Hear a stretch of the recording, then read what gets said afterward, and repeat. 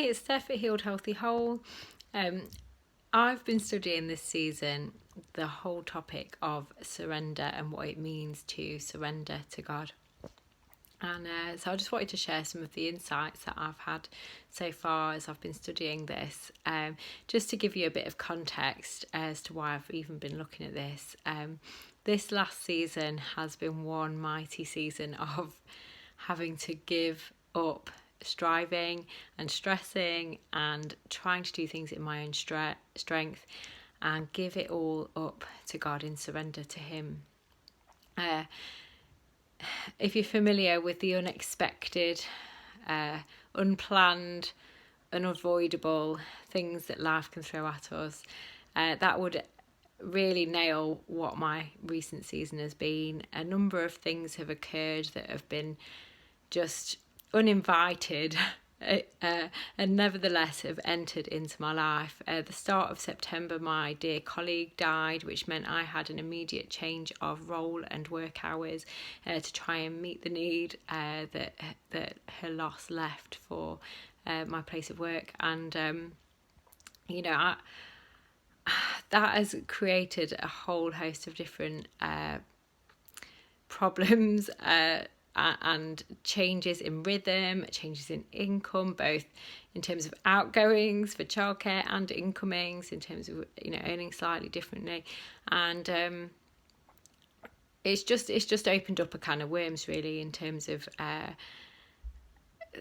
things that it has meant for me needing to surrender my sense of ambition, and surrendering all my emotions to God in the grief of losing my colleague. And I'll probably unpack a bit more in future videos about when we surrender to these unplanned and unexpected things of life to God. Because it wouldn't do it justice to briefly speak about it now. But that was one of the first uninvited, unexpected changes. And then we discovered a growth on my son's body. He's only 2, he's very little. And, of course, whenever you find a lump of any description, immediately your thoughts can run to the worst case scenario. And, I've had to really dig deep to be able to surrender this unexpected finding to God. And what that has meant practically has meant choosing not to give way to worry, choosing not to entertain negative thoughts, choosing not to entertain worst case scenarios, really being disciplined in my mind to the voice of the enemy who would seek to tear down and discourage and cause me to fear and worry. Another change has been our car. Unexpectedly, actually on the day of my colleague's funeral, decided to pack itself in and stop working indefinitely. The head gasket blew, and that has meant that it's gone to the dear scrapyard in the sky, and we're now carless for the time being, and that is inconvenient to say the least. Don't get me wrong, from day one I said it is not a person, especially being on the day of my colleague's funeral. We've just said goodbye to a dear friend and colleague, and to say goodbye to a car in comparison is nothing. I remember saying to the mechanic, oh well, never mind, it's only a thing. We can replace things, we can't replace people. And that has been my attitude towards it. Nevertheless, I hadn't realised how much of my pride and my sense of status was attached to this car. It has shocked me no end. It wasn't a car of any great value. It was nothing really to speak of, and yet somehow being without it made me feel some sort of like it made us appear poor. The fact that we haven't been able to replace it, the fact that we've had to depend on other people for lifts and help to get around and get places and obtain shopping and all those sorts of things, has really dented my pride and shown up that I have held some attachments to that particular possession, and perhaps to others too, that I wasn't quite aware of. And surrendering to God in this has really meant surrendering to people, surrendering to my own sense of self-worth or my own sense of value that was attached to owning a car, and accepting the help from others and allowing my pride to fall to the floor and receive the support and help from those around me who have offered to give lifts or to help me get shopping or whatever it is. And it struck me how independent I had become and how reliant on my own self I had become when this car was stripped away. And the final thing that has been unexpected, uninvited, unavoidable is the change of my eldest daughter going to secondary school, which I thought was going to be great, which it has been to some extent, but overnight I have gained this preteen independent child that's no longer in the safety of primary school, but is let off the leash and is taking full advantage of her freedoms, let's say. And we're having to set very firm boundaries to keep her safe within the use of those extra responsibilities and freedoms. And it has been challenging. It's been very challenging. And surrendering her and her choices to God has been a real challenge. And so when these unexpected, unavoidable, uninvited things happen in our life, we have a choice to either give way to the enemy's schemes to rob, kill and destroy, to tear down, to break apart. The amount of times I've said to my daughter, I'd really like us to have a conversation that didn't begin with a battle over choices that you're making. Has been far too many than I'd like to say. And giving way to one another and making allowances for mistakes and learning how to parent differently when our children grow up has really made me consider the way that God relates to us and how he responds when we make mistakes and when we push boundaries and when we are undisciplined and when we don't do the things that he has said we should do.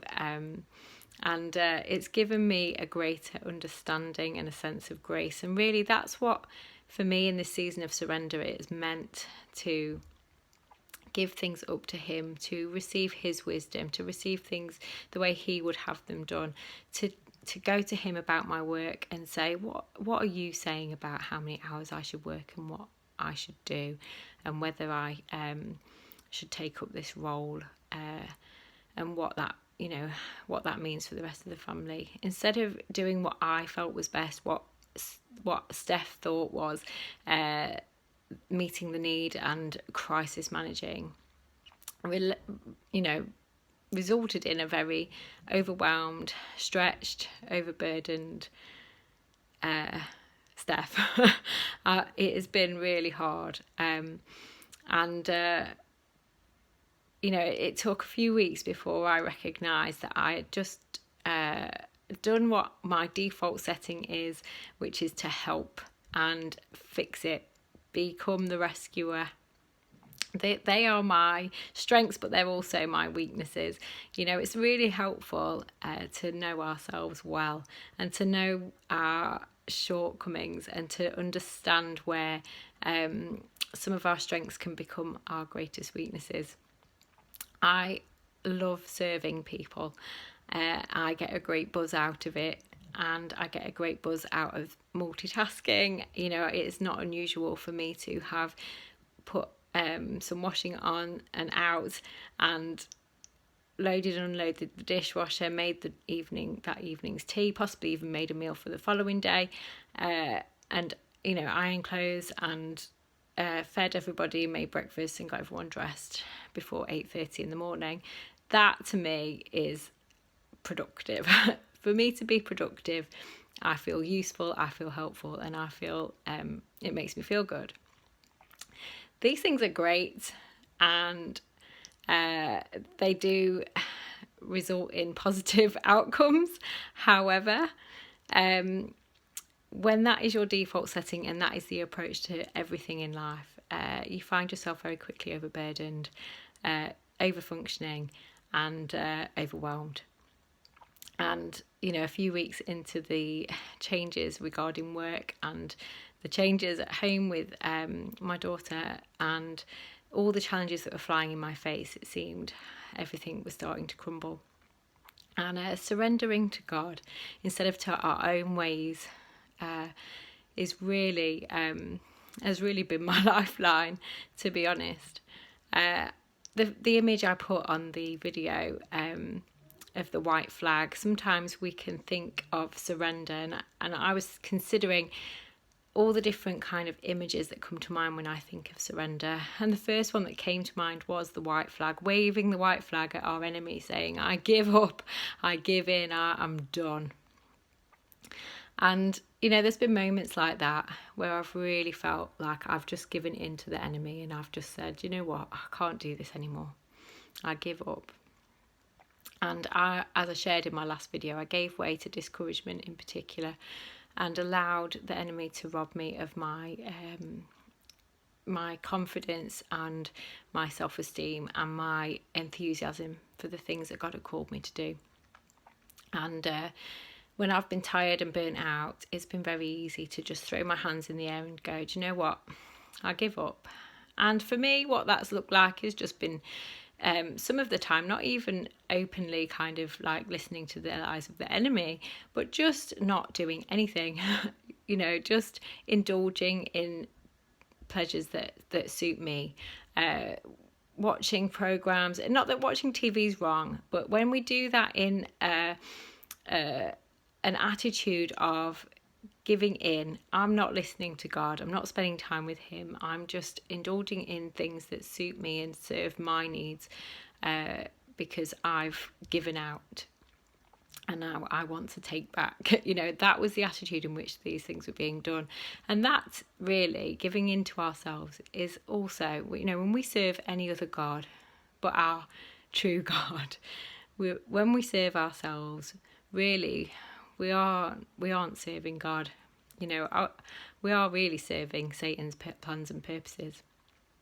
And so giving up and surrendering, not waving the white flag at the enemy, but instead waving it to God and saying, you know what, God, I do give up doing these things in my own strength. I give in trying to do things my own way. I give up trying to do things leaning on my own understanding. I'm committing my ways to you, for you to make my path straight. Proverbs 3 verses 5 and 6 are some of my favourite verses in the Bible, and yet it takes me a while before I actually follow them at times. When we get overwhelmed and we're inundated with lots of things all at once, it's very easy to lose our way. And so today's message really is to encourage you that if you're in the thick of it, if you're feeling like everything's flying in your face and the unexpected, uninvited, unavoidable things in life are coming your way, and it's very easy to get overwhelmed by those things, I just want to encourage you to surrender things to God. Don't give in and give up to the enemy's plans and purposes to discourage, to distract you, and to pull apart relationships or pull you down into human ways of thinking. Follow the advice of the Book of Wisdom, Proverbs, that says to not lean on our own understanding, but to trust in God, to commit our ways to him, that he would make our path straight. And how does he do this? It doesn't magically wave a wand and take away the lump in my son's body, or change the attitude of my daughter in her preteen moments, or change me even in terms of how I respond or react to things. But I have a choice, and we live in an empowered position when we realise we have choices and that we can choose other ways to do things than our ways or Satan's ways. When we choose to follow God's advice, when we choose to spend time in his presence, when we choose to listen to his words, when we choose to not rush into making hasty decisions but wait on him for instructions, when we surrender our will to his will, when we heed his instructions, we are really in the best position we can be, even if that is waiting patiently for an answer until it comes. When we give up trying to problem solve everything ourselves, or when we try and worry and think of every scenario possible when we're facing something like health concerns for ourselves or our children or a loved one. When we give up doing that and we discipline our minds and we allow God's peace to guard it, to allow God's peace to guard our hearts and minds, like it instructs us in Philippians 4, when we choose to pick up our Bibles and say, Lord, you show me the way, and we seek him first, we're surrendered to him. It's not our way but his way, as Jesus himself prayed when he faced the terrifying prospect of the cross.